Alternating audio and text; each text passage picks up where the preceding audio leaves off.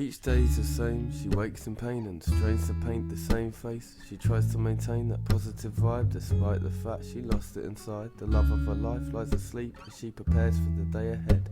Before she leaves, she wants to kiss his cheek but lets him lay in bed. Shortly after her departure, he releases himself from his dreams, feeds the dogs, puts the coffee on and lights a cigarette to breathe. When he's finished his so-called brekkie for champions, he runs a bath. As it runs, he shaves, sees his reflection and wants to punch the glass. She enjoys each job she does, and working hard is not a fuss. Respected by all of her colleagues, from whom she receives a lot of love.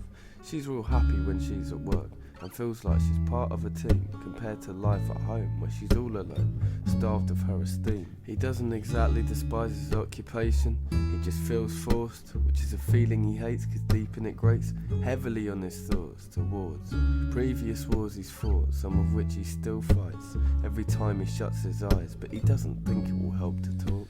When they first met they felt like two worlds had united, but now they think that maybe they just collided, and neither know where to start when they try explaining it, so they live close together in a long distance relationship. As she drives home from work, she decides to light up a secret smoke. She judges herself by other people's judgments, that's why she hides each toke.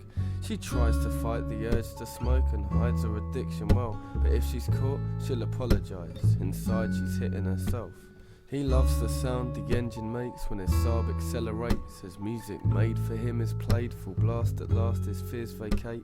That drive home is meditation. His mind roams in stress-free havens where no one questions what he hates about his angry demons' faces. She gets in from work and the dogs are so excited to see her. Though she loves a greeting, a loving hug from her husband's what she prefer. But she's grown to accept the hello, how was your day is all that she get, and that any attempt at a convo will be met with a no or a yes. He's back home from work early, every day at about 3:30, has a cup of tea and a cigarette, gets changed and then checks the internet. Knows his wife is back home by the tone of the dogs barking. He responds with hi, how was your day, but both know he's not asking. When they first met they felt like two worlds had united, but now they think that maybe they just collided, and neither know where to start when they try explaining it, so they live close together in a long distance relationship. Since the day her husband broke down, about 3 years ago, he's taken over the making dinner duty while she sits on her own. When the kids lived at home, they'd eat together around the table, but now they've gone into the world, dinner on the sofa is all that she cradles. Ever since what he describes as an episode within his life, he takes great pride in holding together recipes with a broken mind. To him it signifies that he can still survive in the struggle. To rectify his mind, he'll be fine and doesn't need a cuddle.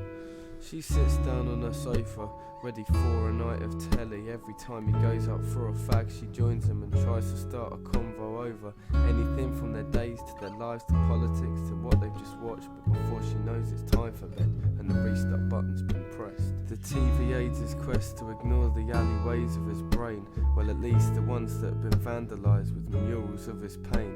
And although he loves the woman he shares the telly with, he now refrains from interacting with the one person who truly knows why he's ashamed. When they first met they felt like two worlds had united, but now they think that maybe they just collided, and neither know where to start when they try explaining it, so they live close together in a long distance relationship.